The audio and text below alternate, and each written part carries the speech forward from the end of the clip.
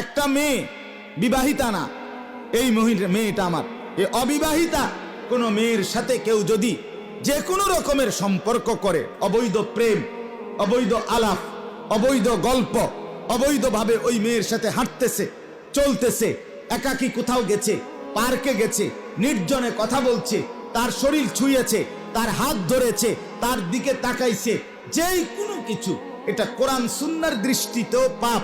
পাপ কিনা? আর এই সমাজের সুস্থ বিবেকবান মানুষের দৃষ্টিতেও কথা বলেন না কেন? অন্যায় কিনা বলেন? যেই কোনো বিবেকবান, যারে খোদা বিবেক দিছে, এখনো যার বিবেক মরে নাই, তার চোখে এটা অন্যায় কিনা? এটারে বলে অশ্লীলতা, ফাহশা, ফাহিশা। ওয়ালা তাকরাবুজ জিনা ইন্নাহু কানা ফাহিশা। রব্বুল আলামিনের জন্য বলে, বান্দা জিনা ব্যভিচারের ধারে কাছেও যেও না। কেন? ইন্নাহু কানা ফাহিশা, নিশ্চয়ই জেনে রাখো এটা অশ্লীলতা।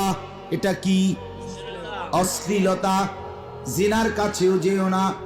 আল্লাহর নবী সাল্লাল্লাহু আলাইহি ওয়াসাল্লাম সরাসরি হাদিসে বলছে, উম্মত, জিনা চোখেরও হয়, জিনা হাতেরও হয়, জিনা কানেরও হয়, জিনা পায়েরও হয়, জিনা দিলেরও হয়, সর্বশেষ জিনা লজ্জাস্থানের হয়। আলা ইনানে জিনাহুমা আন-নাজ।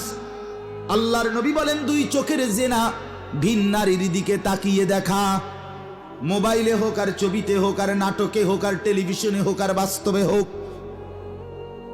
ওয়াল উযনানি জিনাহুমা আল ইস্তিমা। আল্লাহর নবী বলেন, দুই কানের জিনা হলো ভিন নারীর কথা শোনা, গান শোনা, বাদ্য শোনা, বাজনা শোনা, কথা শোনা।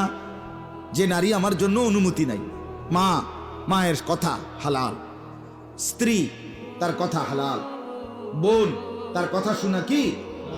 কিন্তু ভিন নারীর কথা শোনা, গান শোনা, এটা হারাম। হারাম কিনা বলেন না? এটা জিনা। আল্লাহর নবী বলেন, ওয়ালিয়াদু জিনাহা আল বাতশ। হাতের জিনা কোন নারীকে ছুঁয়ে ধরা, হাত ধরা, ভিন নারীকে ধরা। আর রিজলু জিনাহু আল খুতা। নবীজি বলেন, আর পায়ের জিনা ভিন নারীর দিকে শাহওয়াতের সাথে হেঁটে যাওয়া, এগিয়ে যাওয়া, একসাথে একাকী অথবা বিনোদন কেন্দ্রে অথবা চলার পথে অথবা পার্কে, রেস্তোরাঁয়, হোটেলে, যেই কোনোখানে কোনো ভিন নারীর সাথে হাঁটা চলা, এটা পায়ের